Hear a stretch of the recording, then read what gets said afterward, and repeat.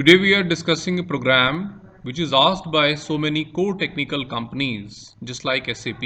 It is a program to move all zeros to end of array in linear time complexity. Now you guys are aware that linear time complexity means big O of n. So now we are analyzing this program. First of all, we are including a header file by hash include iostream.h. Then the program will go to the main function int main that is saying int ar. That means it is going to declare a array. So this is the array whose name is ar. And there are elements of array which are 1050903 which are inside the array. So 1050903. The array is starting from index value 0 and going towards 1, 2, 3, 4, 5 and 6. Further they are saying int n. So there is one variable which is defined, the name is n. It is equal to size of array divided by size of AR0, that means first element. So if we divide the size of complete array with the size of first element, that will be nothing but the number of elements. We can directly take the number of elements if we want. So n will be equal to number of elements which are 7. The 7 elements are 1, 2, 3, 4, 5, 6 and 7. And the index values are from 0 to 6 for the array. Next line is saying push zeros to end. This is the function calling which contain two arguments. One is array and one is n. So this line is going to call the function. An array is passed into AR and n is containing the number of elements which is 7. Now the function is saying int count. So one variable count is declared which I am taking as C equal to 0. This count variable will count the non-zero elements. Then further it is saying for int I. So one variable I is declared whose value in the starting is 0. Then it is going to check the condition I less than n, which is 0 less than 7, which is true. So it will come down and next line will be executed if ARI not equal to 0. Currently ARI, I means 0. So AR0 is what? It is 1. So if 1 is not equal to 0, which is true, then it will again come down. It will say AR count plus plus. So first we will use the count variable, then we will add on later on because it is plus plus. So currently the value of count is 0. So AR0, that means we are talking about this particular value equal to ARI, and ARI is also 0. So they are saying that AR0 is equal to AR0. That means 1 is replaced with its own value which is 1. Now it will come back to I++. So the value of I will be 1. And also count plus plus was there. So the value of count was already incremented with 1. Now again it will check for the condition I less than n. 1 is less than 7. True. It will again come down. Checking ARI not equal to 0. So ARI, that means AR1. AR1 is 0. So 0 is not equal to 0. It is false. So this statement will not execute. It will directly come back and increment the value of I. So the value of I will become 2. Now again it will check I less than n. 2 is less than 7. True. Again it will come down. Check ARI not equal to 0. ARI means AR2 and AR2 is 5. 5 is not equal to 0. True.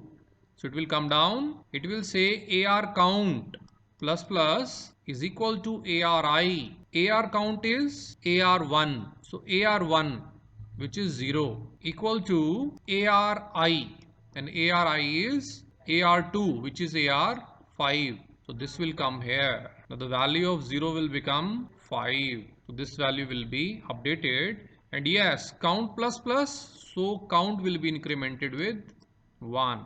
Now further it will go back I++, the value of 5 will be 3. It will check the condition I less than n, 3 less than 7, true.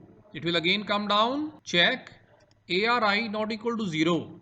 ARI means AR3 and AR3 is 0. Condition false. If the condition is false, it will not come down, it will go back. I++, the new value of I will be 4. Now again check the condition. 4 less than 7 because I less than n, 4 less than 7. True. Come down. AI not equal to 0. AI means A4. A4 means 9 and 9 is not equal to 0. True. So it will come down. AR count plus plus. The count is already 2. So this one is equal to ARI. So 9 will jump here and this value will be updated with the value 9. Then it is saying count plus plus. So count will be incremented with 1 which will be 3. It will come back again I plus plus. So the new value of I will be 5. Now I less than n, 5 is less than 7. True. It will come down. Check. ARI not equal to 0 and ARI means AR5 and AR5 will be value 0 which is not equal to 0. False. It is already 0. So it will come back. It will not execute the next line. It will come back. And there I plus plus. The new value of I will be 6. Now again going back. I less than n. So here 6 less than 7. True. It will again come down. Now AI not equal to 0. I is 6. So A6. And A6 is 3 which is not equal to 0. So it will come down. AR count plus plus. First we are using the count, then increment. So the count is 3. So A3 will equal to ARI and ARI is 6. So this value will come here and the value will be updated with the 3. And then plus plus. So count will be now 4. After that it will again go back. I plus plus. The value of 5 will be 7. Now 7 less than 7. False. Because 7 is not less than 7. So this will come out and go to the next line which is while. So 4 is end now. Now we are going with the while. The while is saying while count less than n. Now the count is 4 and it is for sure less than 7. So it is saying AR count plus plus equal to 0. So first we are taking the count, then we will take the plus plus. So now the count is 4. AR4 will be this one and here equal to 0. So this value will be now 0 and then plus plus. So it will become 5. Again it will go back. Check the condition. Count less than n. 5 less than 7. True. Again come down. AR count. That means AR5. And the AR5 is this one.